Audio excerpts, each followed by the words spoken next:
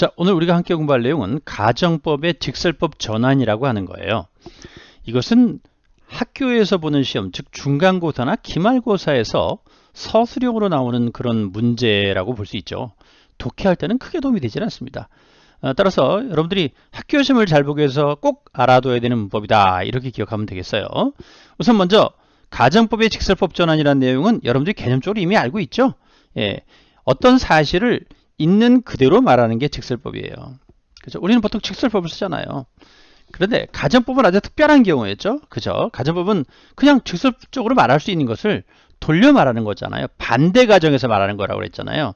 그러니까 가정법은요, 원래 원조는 직설법이었기 때문에 당연히 가정법은 직설법으로 우리가 의미를 이해해야 된다고 설명을 한 바가 있어요. 그렇죠?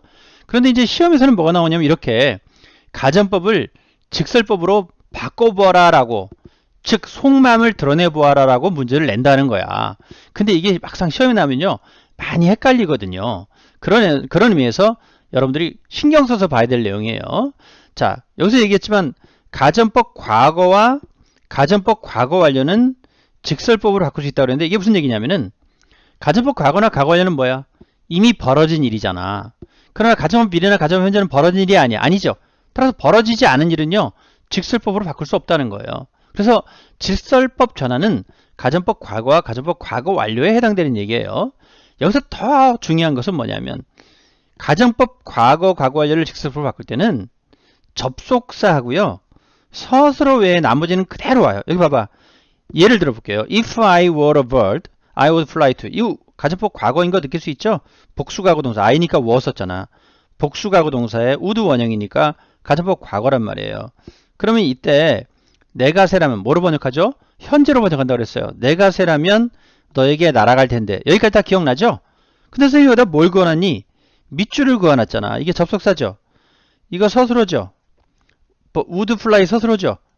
자, 이 밑줄 친 거 외에는요 변하지 않고 그대로 써요. 자, I는 I 그대로 왔지, a bird 그대로 왔지, I 그대로 왔지, to you 그대로 왔죠. 그 말이에요. 그러니까 접속사 서술어에는 절대 변하는 게 없다는 겁니다. 자, 그런데 우리가 이 공식을 굳이 만든 이유는요, 이 직설법 전환을 하면 여러분들이 헷갈려가지고 틀려요. 아는 것 같은데 정확히 쓰기가 어려운 게 바로 직설법 전환이거든. 그래서 선생님은요 1, 2, 3, 3단계로 반드시 답을 확인하라고 그래요. 즉 검산하지 않으면 자기는 맞은 것 같은데 나중에 보면 틀려 있는 거야. 그게 제일 억울하지 않니? 그치? 시험 볼 때 제일 짜증나는 게 그거잖아. 그죠? 그러면서 하나하나 챙겨야 됩니다. 그럼 실질적으로 이 가정법 과거 지문을 가지고 하나씩 예를 들어 볼게요. 자, 먼저 뭐가 바뀌어요? 접속사 바뀐다고. 서술어하고 조동사는 당연한 거야. 왜냐면 가정법의 서술에는 당연히 뭐가 들어있어요? 가정법의 특징은 가정법 조동사라고 하죠. would, should, could, might잖아. 이 두 가지가 같이 물린다는 얘기예요. 그래서 먼저 접사를 없애는 겁니다. 접사 if를 종속 접사 as 아니면 등접 so로 바꾼다는 건데 이게 무슨 얘기냐면 간단해요. 자, if가 여기는 as로 바뀌었죠. 여기는 so로 바뀌었잖아요. 차이는 뭐예요? 등접은 가운데 와요. 종접은 앞으로 와요. 아시겠어요? 그러니까 그 차이지 일반적으로 종접 as를 쓰는 경우가 빈도가 훨씬 많아요. 등접인 경우는 좀 드물어요. 따라서 여러분들이 학교 시험에서는 빈칸 가로 같은 거 많이 나오잖아요. 가로를 보고 위치를 보고 as 써야 되겠다, so 써야 되겠다 판단하면 되는 겁니다. 아시겠어요? 따라서 접사는 간단하죠? 자, 서술어가 되게 어려운데 일단 세 번째가 너무 쉬워요. 무조건 조동사는 어떻게 돼? 조동사는 다 없애면 돼요. 다 죽이면 돼요. 조동사 가정법의 조동사이기 때문에 가정법을 나타내는 조동사이기 때문에 직설법일 때는 의미가 없잖아요.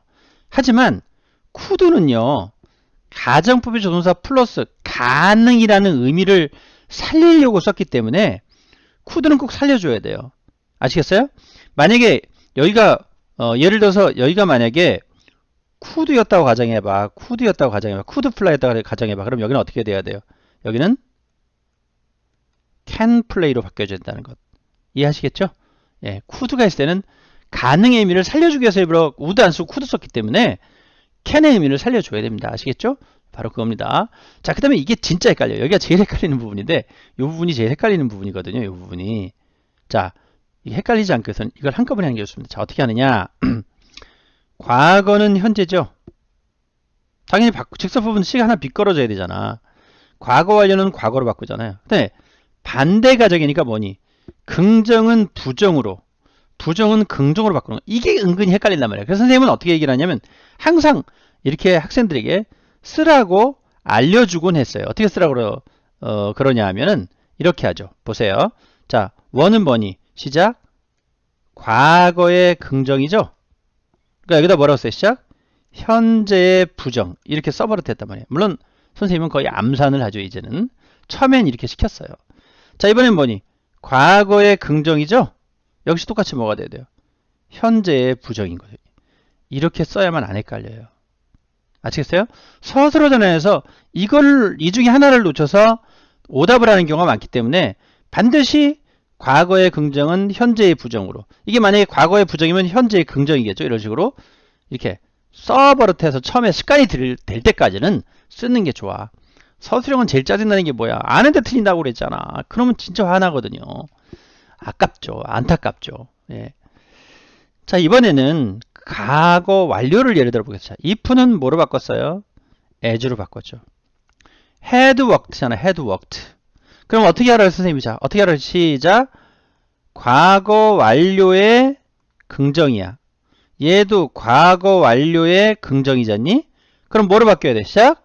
과거의 부정. 과거의 부정. 이러면 안 틀려요. 그죠? 그러니까 어떻게 됐어요? 여기도 보면 알겠지만 시작.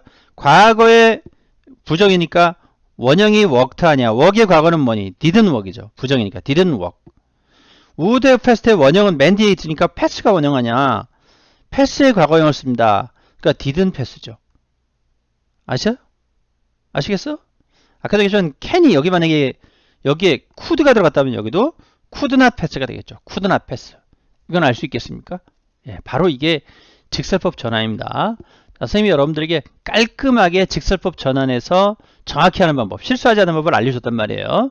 그러나 이것도 역시 연습이 많이 필요합니다. 여러분들이 연습을 하면서 계속 연습을 하죠. 어떻게 해요? 과거의 긍정은 현재의 부정, 과거 완료의 긍정은 과거의 부정. 이런 식으로 하긴 하는 그런 작업이 반드시 있어야 여러분들이 공부 잘하는 학생이 되는 거예요. 공부 잘하는 애들은 뭐가 달라도 달라. 그러면서 꼼꼼하죠. 알겠죠? 자, 오늘 여러분들 가정법의 직설법 전환 확실하게 여러분들에게 소개했으니까 여러분들이 써먹는 것은 여러분들의 몫이에요. 잘 해주기 바랍니다. 오늘은 여기까지. 오늘도 좋은 하루.